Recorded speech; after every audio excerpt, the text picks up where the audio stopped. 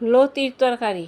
লতির তরকারি রান্না করার জন্য আমি এখানে কিন্তু 1 কেজি লতি নিছি। লতিগুলা কাইটে ছুইলে ধুয়ে নিছি, ধুয়ে পরিষ্কার করে একটু হালকা ভাপ দিয়ে নামিয়ে নিছি। ভাপ দিয়ে নামিয়ে তারপরে কিন্তু কড়াইতে তেল দিয়ে দিছি, তেলে ফোড়ন দিয়েছি কালো জিরা ফোড়ন দিয়ে লতিগুলা দিয়ে দিছি আমি, দিয়ে ভাপ দিয়ে লতিগুলা দিয়ে দিছি। দিয়ে তারপর কিন্তু আমি মশলা দিলাম, পরিমাণ মতো হলুদ, লবণ, দিয়ে দিলাম শুকনো লঙ্কা বাটা, রসুন বাটা, কালো জিরা বাটা।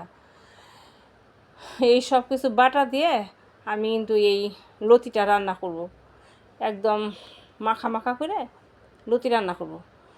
এই কালো জিরা, শুকনো লঙ্কা, রসুন বাটা দিয়ে এই লতি রান্না করলে কিন্তু খেতে অনেক ভালো লাগে। আমার এই কালো জিরা, রসুন, শুকনো লঙ্কা বাটা দিয়ে লতির রান্নার রেসিপিটা যদি ভালো লেগে থাকে পেজটি সাবস্ক্রাইব করে আমার ভিডিওতে একটা লাইক করবেন। আর এরকম লতি রান্না করে সব কিছু দিয়ে এরকম বাটা মশলা দিয়ে লতি রান্না করে খেয়ে দেখবেন, গরম গরম ভাত দিয়ে দেখবেন এই লতিটা খেতে কত ভালো লাগে। আমি একদম একটু কিন্তু জল দিইনি লতির মধ্যে, লতিটা একদম জলটা ঝরিয়ে নিছি, ঝরিয়ে তারপরে কিন্তু এই লতিটা আমি রান্না করে নিলাম।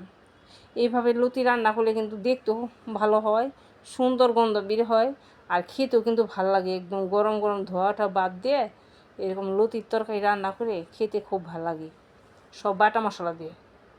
আমি কিন্তু সব কিছু বাইটে নিছি, শুকনো লঙ্কা, রসুন, কালো জিরা এগুলো কিন্তু পাটায় আমি বাইটে নিছি। বাইটে তারপর কিন্তু এই লতিটা রান্না করা, একদম মাখা মাখা করে এই লতিটা রান্না করলাম।